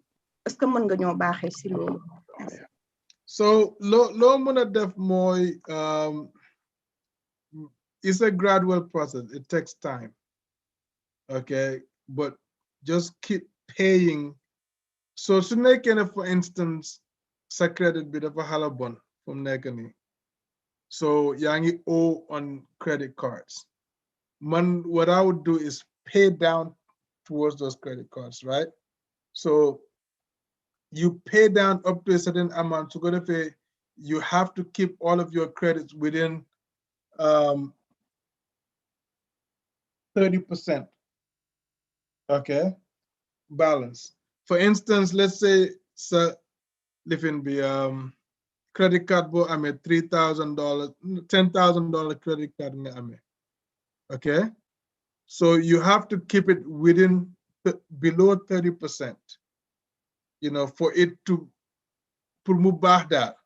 So snake can use $5,000 month. So that's 50% of use. So if then I think up to, I'll say below 30%. So then I pay up to $2,999. I'm lulu as a balance. So do affect anything below that, above that. If it's above 30%, then I guess there's a next credit report when your search score be the far watcher. So paying any cards you ame nga failing muwanyeku. up to 30% of card use be, and I think that's helps you out a lot. So go to say, sa credit being a munko maintain. Understand? So those are the credit card balances. But there is what you call a credit mix. So a lot of us suñ déggee credit card rek dañ dee ragal man moom duma dugg si yëfi credit card. But so jarul ragal, you have to have things like, it's always good to have what is called revolving accounts, right? Maybe for instance, in your case, what you're talking about, mun nga dem to a credit union. I need a loan. So credit union bi nañ la jox a loan boo xam ne xaalis boobu noonu du dugga sa pocket bi right away. Mun nañ la jox a loan of $3,000. Nga make payments on it. They call starter loans. Nga make payments on it every month. Nga fay a certain amount. So fay amount boobu noonu bank bi dañ ko report sa credit bi every month. Mu ngi wane ne am nga loan nga ngi make payments. So at the end of the loan amount, that entire 3,000 bi bank bi nañ la ko jox sa xaalis la wante ñoom dañ la doon dimbale noonu pour yow nga mun a boost sa credit score. So loolu tamit def la dimbale pour nga boost sa credit score bi. So am na solo lool. So those are things yoo nekk di def nga fay yow noonu just to make sure ne nga lifin. But when you come to experience, sometimes experience can help you boost your score by also adding sub bills in. So do get experience. If you have an experience account, munga dem fofu nonu, munga dugal some monthly bills you nga lifin. So then la wax ne nga dugal sa bank account bi, so dugal sa bank account information bi, then set on your statement bills you did them to phones, and all that electricity and guide set as monthly bills payments, and loaded help to boost your credit score. That's also something rental history time. A lot of people don't do that, but you can Google it to help boost your score. Start reporting rental report. So ngafe rent every month, so you live in a rental property. Those monthly payments that you do could help you also boost your rent report. As somebody just living could also help you boost your credit a little bit as well. But the magic bullet to this is whatever you take, you pay. Pay your bills on time, and then you will not have any problems. But if you have problems, we can also go into that conversation as well. If you have problems with your credit, some of the steps you need to take. Very good, mashallah. Liñ fi wax am na solo. Beneen point laa ci bëggoon yokk mooy que des fois aussi comme ni nga ko waxee noonu booy fay am na ay agents yu fi nekk wala ay organisation comme ñu demee ni Credit Karma is free te mun nga fa dem sign up alors ñoom dinañ la reportal sa credit report dañ la ko jox every month wala every daily sax actually activité bu si am mun nañ la notify donc yooyu yëpp daf lay dimbale nga xam yow fan nga taxaw te it li si gën a neex mooy soo doxalee ñoom à peu près 3 mois 4 mois yooyu rek da ngay gis ne ñoom dinañ la mën a indil ñeneen ñoo xamante ni dañuy comparer sa créditeurs yi nga xamante ni ñu ngi la doon jox ay 35% interest rate 10% interest rate 19% interest rate doesn't matter, the number is so high. Bu nañ ko loowe jox la ay 14%, jox la 5%, 3.2%. The 3.2% boobu noonu boo koy xool is money in your pocket. It's a lot of money. I mean, boo defee math yi, it's a lot of money that going into you. It's like a paycheck. It's like an increase on your paycheck. So it's worth it. It's free. It's just te daf lay gën a encourager parce que in the sense that you can see it, monitor it yourself daily. When the SBC bi ñu rené suma credit, they immediately send you an email to inform you. Te foo gisee di nga ko mën a gis donc ay fraude ak yooyu noonu yëpp dañ lay dimbale tamit nga mën ko xam donc loolu tamit jar na bàyyi xel et puis comme ni nga ko waxee rek noonu la fay gi moom dafa war a nekk toujours liñ lay allow mooy nga jël loan boo xamante ni with a lower rate pay sa loan yi nga xamante ni there was a higher rate. So you save money in there and it help you build your credit. I think that was one point that you can use to boost up and protect your credit. Ibs. Okay. Yes, sir. Dafa mel ni monsieur le président dafa dellu si. maa ngi fi woon maa ngi déglu Bismillah. yow ma fen fi ma toog laa toog waaye Ibs très bien. You mentioned keeping your usage below 30%. Correct. Yes. And I know the answer to the question, but I just think to help the general public. Can you elaborate on why one would want to do that? Okay. So the reasons why that is very important, Maury, you know, so coming into credit, there is credit card balances at the end of living. Your debt ratio with that is what they look at. You know, so they want to know at the end of the living, at the end of each month, what your balance is. If your balances are increasing, it shows that you are using more than you can afford. So, but if you're able to bring it down to a 30% rate or under 30%, you know, a lot of people, advisors who are very conservative when it comes to taxes, they'll tell you, credit, they'll tell you to keep it under 10%. That is very good because it all goes to the classification on what they call good credit, fair credit, bad credit, excellent, whatever. So I think, you know, from a usage perspective, is very important. So if your sub balances at the end of the month is not gonna be so high, you know. So your debt ratio be nawanyeku. So if whatever amounts are there is gonna decrease because at the end of the month, so that we snake the increase, like you know, so credit points in your negative wanyeku. Yeah, but I think besides that, you go in for a loan of any sort, right? And the lender, the bank, whoever is giving you that money, looks at your credit balance and see you at 80, 85%. Yeah. That means, Neo, your dependence on that loan is so high that you have no money. You couldn't have any money in your account. That's why you depended on that. So because of that, they're going to say, no, you can't afford this loan because it's 85, 90% usage. Right? But when it's low, 30 below or 5 or 10, whatever the low number is, they're like, wait, look at all this money that you have sitting there that you can use, but you're not using it. That means you're financially okay. So here's some more money. Yeah.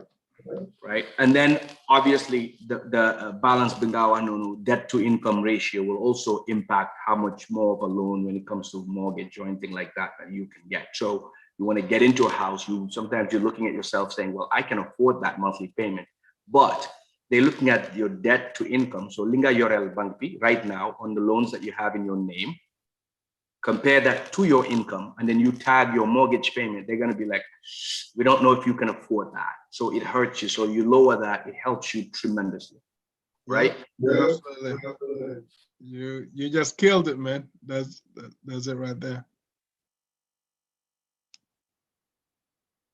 Someone asked, is it good to pay more than the due amount every month on your credit card? I mean, I guess, you know, she meant the minimum payments. I mean, I think you should be paying more than that. The minimum payments is just there, and most of it goes towards interest anyway. So it's just something to keep you afloat, to just say that, okay, you're paying on time, so it does not go after you, but it does not reduce your the amount that you owe. So it's always, you know, good advice would be to pay. You know, if you can pay what the entire balance by the due date is fine, but if you can't, you know, try to maintain between that 0 to 30% utilization rate, but at least below that 30% utilization rate, then, you know, I think that's what you need to do. But paying those minimum payments, you're going to be paying forever. You'll never finish paying your car. And so said mostly, so pay those minimum payments, the next due date, I guess they probably two reckless property, like two direct, or so you keep owing the same amount going. So it's just to maintain your card, but you have to pay more and more, in order to clear your balance. Ibrima, if you have, for instance, a line of credit, a line of credit, you need to stay on the 30%, spend 30%. Is it the same thing with the credit card? What is the difference? So no, line of credit, I'm echoing somewhere. So a line of credit usually, I think what you mean is like you get a loan from a bank and they say, okay, there's the amount that you owe us monthly. So in your monthly, that one is paid on installments. So your hamga, you took a $2,000 loan, each month, so you just pay that amount that you owe them monthly, or you can pay more, and whatever you pay more goes towards the principal, to reduce the interest that you would owe on that loan. But it's different from a credit card. A credit card is, it's not a consistent amount. You're paying based on your usage.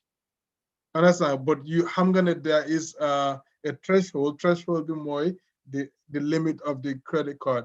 So if you have a 10,000 and during the month let them use 8,000 out of it, you gotta pay down to bring it towards that 30% utilization rate. If not, it's gonna start hurting your credit. But with the bank loans, line of credits that you get, the amount that they stated every month, any excess amount that goes towards your principal and helps to reduce your interest, before the maturity of the loan.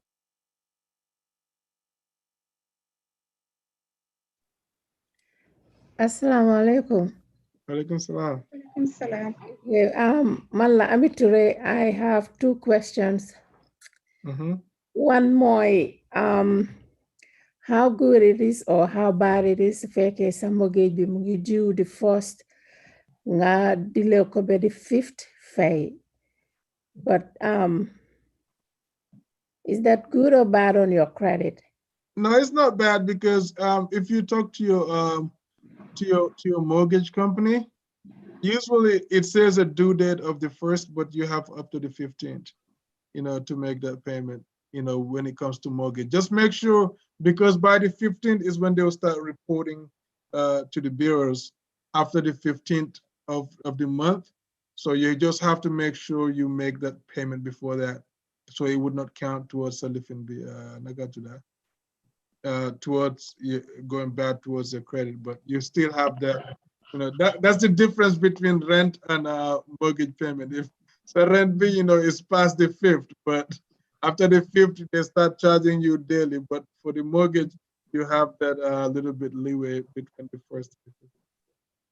And the second question is, if I can a loan, for example, just example, a loan of 6,000, so you take the interest bi so fekkene yangi buga jël ndax mun nga fay interest bobu nonu, like the first payment bi nga fay interest bi yep, then nga dese whatever is the balance. Is that a smart way of doing it, or no? Would it make a difference? Yeah, I would not think it is. That's not how I would want to do it, So you have a principal and you have interest. So interest is what the banks make. That's the bank's money for loaning you the 6,000, right? Whatever the percentage is, bank bitamit, for them to give you that money, this what they're getting out of it, right? So for the bank, it's good business for them for you to hold that loan up to maturity. Okay, because each month they're getting interest from it, right? But legi, you also told like I told the lady earlier, Moy, if you want to make those payments, pay it down towards the principal. So the principal muwanyeku. So that 6,000 boy wahni. So let's say I'm 3,000 out of, you're able to get rid of the loan early. go and call the bank and say, hey, I want to make a payment towards my principal. So legi, you pay 3,000 down legi. Yeah, even though the interest rate may stay the same, let's say you have a 2% interest rate, it may stay the same, but now you're paying 2% interest on $3,000. So that amount is lower now than you would pay 2% on 6,000. So always pay towards more towards the principal to reduce it than to pay the interest. And that interest amounts, you know, you wouldn't know that because it's ongoing. So each month, Yangi Fay, and it varies. Whatever, yeah, it varies. Yangi Fay, and you know, so amount be dropped from 6,000 to legi next month maybe 6,800. Sorry, 5,800. So the interest on 5,800 will be different from the next month going forward. So the amount keeps fluctuating. So yeah, you just pay towards the living that towards the principal. Okay, that makes sense because so I mean mortgage, you can pay a little bit more towards the principal for more kind of shorten the years, number of years you want to pay mortgage with. But you can do this, you can apply the same principle to the to a loan, to a regular loan. Yeah, you can, but the thing is they would not tell you that. Man, so sumala johon loan legini for you to pay me a certain percentage within 2 years. I would prefer you paying me that because I know after the 2 years I'll get more. You know, this amount towards, you know, so it's bad business for me. So it's on you as the consumer to go and find out the information, but they will not volunteer that information. Yes, so I think if I can add on that. Correct me if I'm wrong. Hey, Pap, how are you? I'm sorry, go ahead and ask. Oh, no, it's correct me if I'm wrong, but the misconception of interest by the majority of the people is this. You take a loan, for example, you got 1,000, 6,000, right? You have a $6,000, let's say, credit line on your credit card. Most people are saying, okay, if it's 5% interest, right? 5% of 6,000 is $300. So everybody's thinking, okay, it's good. This loan is going to cost me $300. No, that's not how it works. Interest is accrued on a monthly basis based on your balance that month. Yeah. So for example, it's a $6,000 loan bobu credit line be. If you use $1,000, so if I can use a month bobu sa bill be, so 5% interest be would be on that 1,000. Mom pay that month. The following month, balance binga yorel guy, interest be is based on that balance. So you munulo pay interest because you don't know what it is. So mota if the explain more. Nga fay principal binga hamne it's lower on a monthly basis then interest be tegu chikoam si where we day is less. So just like the example I gave you, over 1,000, if your interest rate is 3%, right? 3% of 1,000 is $30. So that's what you would owe in interest for that particular month. Let's say you got pay 500, so bill be job, you got pay 500 towards the principal. Next month, 500 more for this. So interest rate be would go down. So 5% of 500, you do the math, that's what it is. So you can't pre-calculate, put pay up front because to his point, credit card company does not even want you to do that, but they're not going to tell you that because they want you to carry the loan, bear term loan be just. They can make as much money on you as possible. Is that right, Ibs? Yes, sir. Absolutely. You're absolutely right. You should be. That is correct, Mr. President. Mais dafa melni ñu ngi am Madame la Présidente Adja Ami Seck. My president is never wrong, man. Adja Ami. maa ngi jégalu de xam naa ne time bi moom is against us waaye maa ngi nuyu ñëpp di ziar.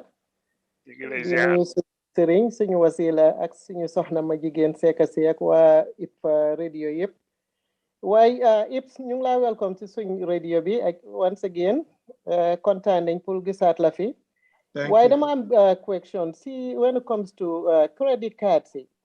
Is it advisable so ko nga like nga pay some of your cards zero balance is it advisable nga buy ko noonu for a period of time, or danga wara try pull this charge time to time, or you can just zero balance it and leave it like that? Parce que xam nga am some cards yoo xam ne yaa ngi bëgg a get rid of them, not completely get rid of them, so why yaa ngi bëgg a reduce credit debt yi nga am. So some of them are zero balance. So yeah, so zero balance is good, but you have to have some cadence here, like some movement going on, right? So I'm a credit card seeing a banco use. You are just like somebody that doesn't have a credit card. So because monthly reporting that's gonna go in there, it's not showing any payments going on. Understand? So no payments are being reported, but it is showing that you're in good standing every month. But the goal here is to try to use something and pay. Use something and pay. And the credit card companies, after a while, they're not making any money off you. So they would be like, okay, you haven't had any activity in a while. So then I guess sometimes, the more you use a card, then I guess that the banks then let your options, to increase your limit sometimes. Or sometimes they'll give you the option, bring them to the portal and request for a credit limit increase. Or sometimes they talk, I'm not banks you could I don't know if they still do. They're talking against you increase your credit limit. They still do. On a certain card. I still receive that, but I'm not actively using the cards.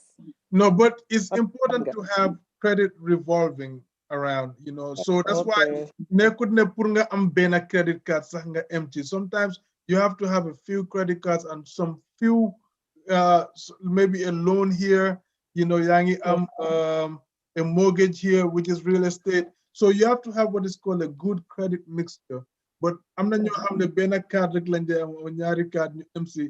So you're not doing anything, credit is work in progress. You have to read about it, do research and learn what do I do to grow it, and also Snake is not growing, but how do I maintain it? I'm not banks after a while, so use it and can't be for a while, so the Mundanyo talk, like, you cancel your yeah. Even though they're not making any money off of you. Even though you're making a payment every month, Mundanyo cancel, right? Because no, you said you don't want to use it. You're just keeping a zero balance, and you don't. Not all my credit cards though. I'm some cards you have zero balance. Oh, okay. I see what you're saying. I haven't used them for a while. Use why I'm not is active. I'm making a payment, but I'm not doing no charges. Charge why I'm making my payments. Why I'm not. How are you making payments if you're not charging? Because there's some balance I'm already. Oh, okay. So yeah. So there's some your hamne is completely zero. Almost dara. Understand that? The paid off. Why bugumako close? Okay, I get what you're saying. So those amounts that you owe, I'm going to a balance. Just try as much as possible to bring it down towards that 30% utilization rate. It is high.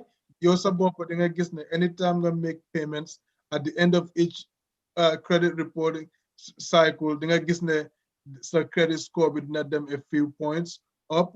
I guess credit karma, like Alhaj Mahmoud said, and then your credit, your credit just increased by X amount of see why these changes. So I guess no. So credit karma, in essence, is not like they don't give you FICO scores; they give you what is called Vantage scores.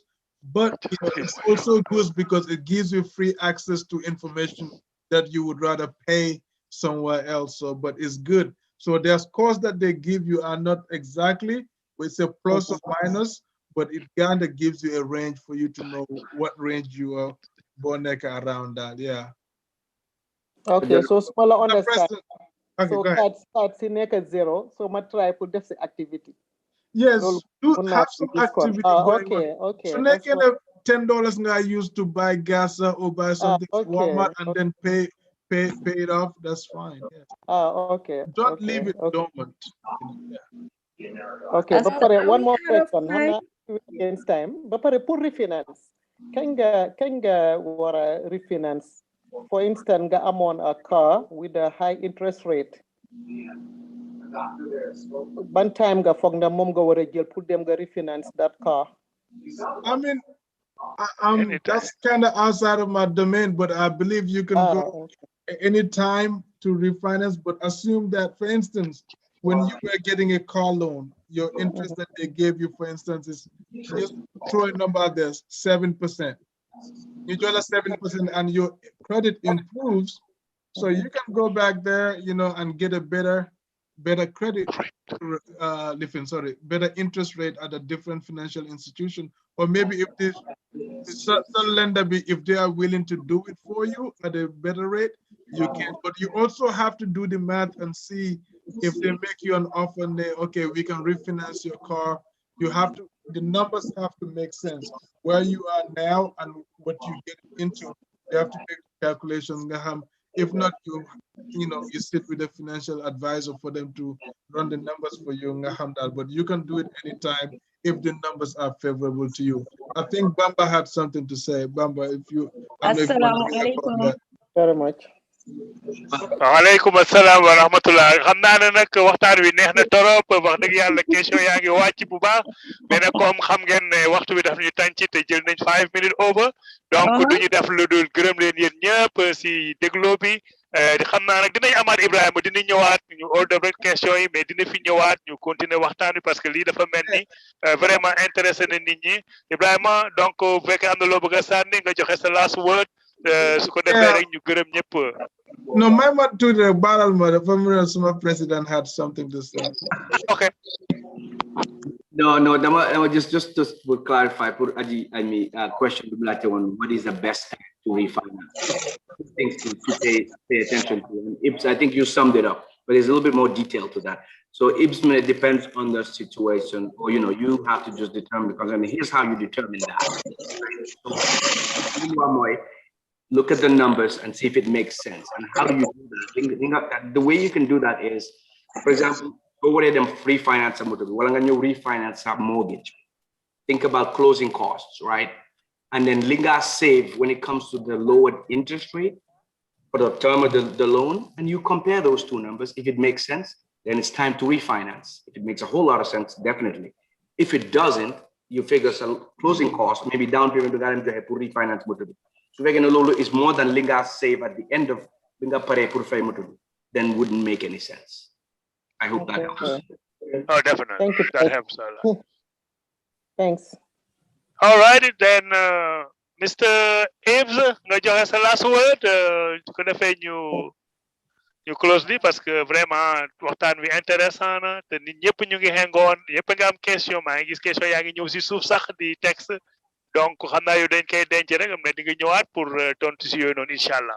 Okay, inshallah. Okay, man daal naa la sant gërëm la. Thank you guys for having me. I'm happy. At least, ñëwoon naa fi a few months ago and you guys called me to come back again, which means probably, we're building a relationship. And it's very important that you in the Gambian community, Fini, you build that relationship with the Senegalese community. Not only here in Dallas, because you guys, SEN organization is everywhere in the United States, and we're building the rapport is very important. I have in Dallas here, we have a Gambian Texas Association, and Bamba happens to be an able leader. So we are working under his leadership, and he's doing a great job for us. And the ultimate goal is to work, hard. We are doing it right now with the Senegalese community here, and we want to see that grow. And so you say all of this for you to bring me on here, is all part of some of the groundwork that Bamba has been doing with the Senegalese community to make sure that we all come together and work under one roof. You get so Jerejef, and thank you guys for having me. I'm very excited, and until next time. Thank you so much. Donc kon ñoko déggandoo jërëjëf kontaan nañ am leen fini monsieur le président yaa ngi fi ak ñun depuis le début ñu ngi apprécier loolu Sénégal Gambie benn bopp bi la ñun ñëpp benn lañ donc loolu dañ koy gëj a fëndal donc am nga information yi ñëpp ñi nga xamante ni ba ngeen ko share ak seen yeneen friends yi nga xam ne jotuñu woon ñëw seetaan ko mu ngi si Itfa YouTube channel bi Itfa Institute channel donc buñ fa demee rek dinañ mën a seetaan show bi yëpp from the début jusqu'à la fin ñu ngi leen di jox dig daje demain le suñu xadaratul juma same time same Zoom same people incha allahu rabbi ñu am ay borom xam-xam yi jógee fu nekk ñëw waxtaan ak ñun à demain incha allah ñu ngi leen jox dig daje ba demain jërë ngeen jëf asalaamaaleykum wa rahmatullah. asalaamaaleykum.